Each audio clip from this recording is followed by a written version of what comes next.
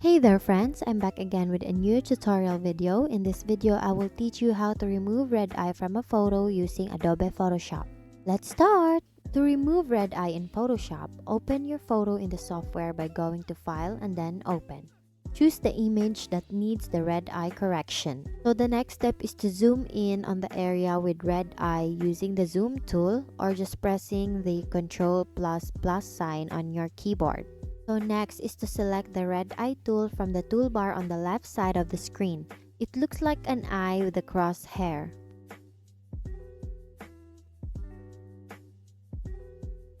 So here it is. Next is to click once on each red eye area. Photoshop will automatically detect the redness and correct the color, making the eyes look natural again.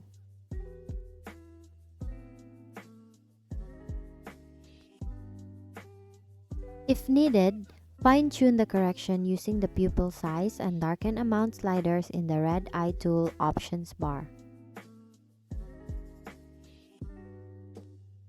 After making the adjustment, click OK to apply the changes. And that's it! You now know how to remove red eye from a photo using Adobe Photoshop.